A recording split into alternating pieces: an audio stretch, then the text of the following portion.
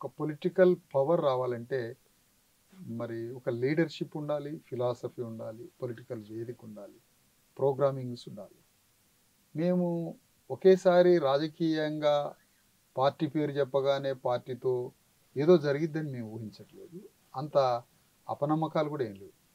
Party అయితే కాన్షిరామ్ స్ఫూర్తితో ఉంది, కానీ అందులో అనేక మంది ఉన్నారు. నేను ఒక నాయకుడిని. ఇక్కడ ఏదో సుప్రీమో లేకపోతే మోనోపాలి ఏం లేదు. మేము ప్రధానంగా ఇప్పుడు పనిచేస్తున్నది స్వరాజ్య పాదయాత్ర అయిన తర్వాత తెలంగాణ గడ్డ మీద చాలా కాలం నుంచి ఇక్కడ ఒక జేఏసీ అవసరం. ఏం జేఏసీ? ఒక ఐక్య కార్యాచరణ అవసరం. ఏమి ఐక్య కార్యాచరణ? తెలుసో తెలవకో, ఉద్దేశమో ఉద్దేశం కాకపోయినా అనేక పార్టీల్లో, అనేక వేదికల్లో, అనేక సంఘాల్లో, అనేక కుల ఉద్యమాల్లో తెలిసి తెలవక, ధ్రువం తెలియక, దీపస్తంభం తెలియక, మార్గం లేక, దారి లేక, తోవ లేక, బాట లేక, స్పష్టమైన రహదారి లేక బీసీఎస్సీ ఎస్టీలు అనేక వేదికల్లో చిక్కుకొని పోయి ఉన్నారు. అది పొలిటికల్ పార్టీలు కావచ్చు, కమ్యూనిస్టులు కావచ్చు, నక్సలైట్లు కావచ్చు, కుల సంఘాలు కావచ్చు. ఏదో సమాజాన్ని మార్చాలని వివిధ సంఘాల్లో చేరినప్పటికీ సమాజాన్ని మార్చే ప్రక్రియలో ఎక్కడ వెనుకబడిపోతున్నాం. వెనుకబడిపోవడమే కాదు, వ్యక్తిగత జీవితం ధ్వంసమవుతుంది, కుటుంబాలు ధ్వంసమవుతున్నాయి, మన శక్తి ఎవడో హరించుకొని పోతున్నాడు. సంఘాలు అంటున్నాం, పార్టీలు అంటున్నాం, రోడ్ల మీదకి వస్తున్నాం, మరణాలు జరుగుతున్నాయి, బలిపీఠం ఎక్కుతున్నాం, చచ్చిపోతున్నాం, పోలీస్ స్టేషన్లలో పోతున్నాం.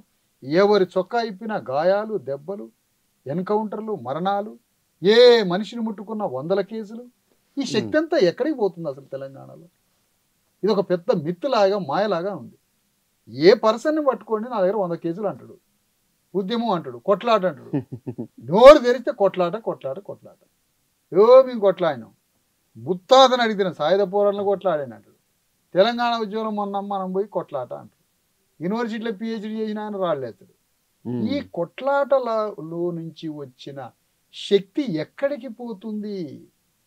ఒక కొట్లాటలో, ఒక వారిలో విడుదలయ్యే శక్తికి సమాధానం ఏది అంటే ఈ కొట్లాటల ఎనర్జీ అంతా ఎవరో కొల్లగొట్టుకొని పోతారు.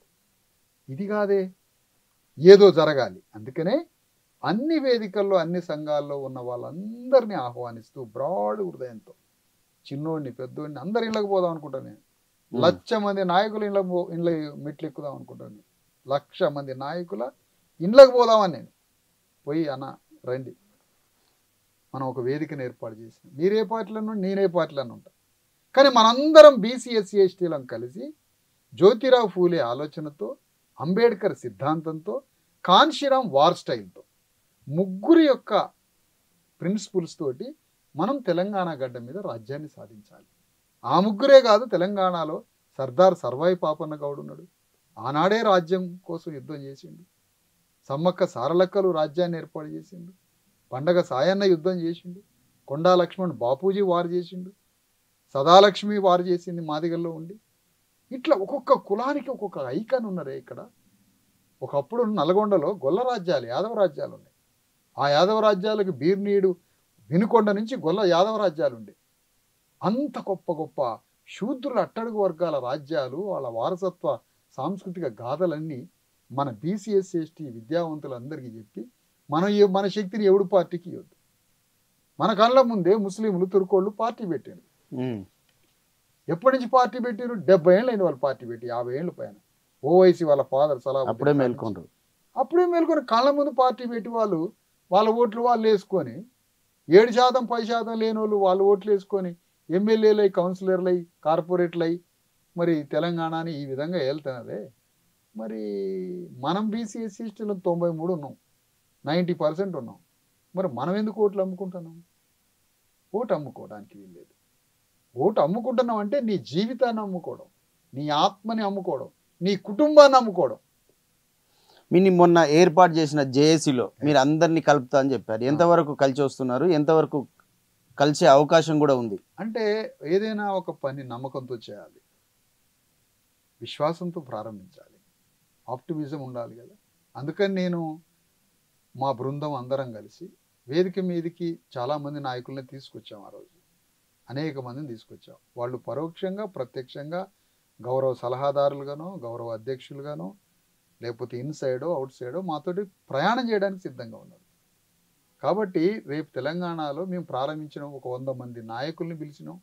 ఈ 100 సంఖ్యతోటి ఆగకుండా 10,000 మంది నాయకుల్ని సంవత్సరానికి ఒకసారి, ఒక్కొక్క సంవత్సరంలో ఒక 10,000 చిన్న పెద్ద లీడర్లు, ఒక 10,000 మంది పెద్ద పెద్ద నాయకులు కావచ్చు, చిన్న నాయకులు కావచ్చు, అందరం కలిసి మనకి ఒక ఆత్మ ఉన్నది. మనం ఏ పార్టీలో ఉన్నా కూడా మన రాజ్యాన్ని మనం తెచ్చుకోవాలి అనేటువంటి ఆలోచనతో ఈ వేదికలోకి అందరినీ తీసుకొద్దాం. ఇంత పెద్ద వ్యవస్థని ఢీ కొట్టాలంటే మనకంటూ ఒక వేదిక ఉండాలనే ఆలోచనతో ఆనాడు తెలంగాణ రాష్ట్రాన్ని సాధించడానికి తెలంగాణ జేఏసీ పెట్టినప్పుడు, వచ్చిన రాష్ట్రంలో అధికారానికి రావడానికి అణగారిన వర్గాలంతా ఒకటై ఒక ఐక్య కార్యాచరణ